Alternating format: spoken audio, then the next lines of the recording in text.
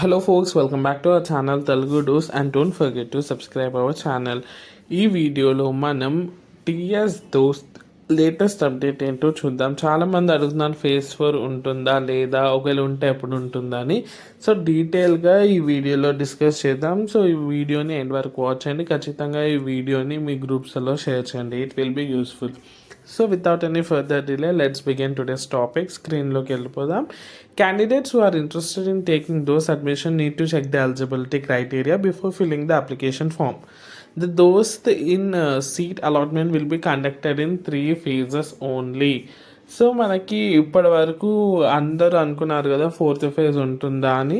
So ఇప్పటికైతే clarity అయితే వచ్చింది, 4th ఫేజ్ అయితే ఉండే అవకాశం లేదని తెలుస్తుంది.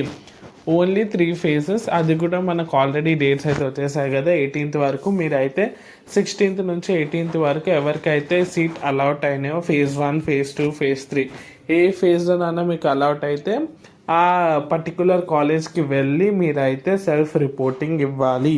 సెల్ఫ్ రిపోర్టింగ్ అంటే ఏంటి అంటే ఏం లేదు, అదే నేను ఈ కాలేజ్లోనే నాకు ఈ కాలేజ్లో సీట్ వచ్చింది, సో ఈ కాలేజే సెలెక్ట్ చేసుకుంటున్నా అని వాళ్ళకి చెప్పడం. వాళ్ళు ఒక ఫామ్ అనేది ఇస్తారు, అది ఫిల్ చేసి ఇవ్వడం.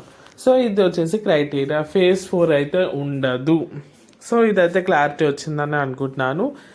చాలామంది అనుకున్నారు స్పెషల్ ఫేజ్ లేదంటే 4th ఫేజ్ అయితే ఉంటుందని. సో ఇది ఒక బ్యాడ్ న్యూస్ అనే చెప్పొచ్చు. లేదు, ఈసారి అయితే ఓన్లీ 3 phases వాళ్ళైతే కవర్ చేసేసారు.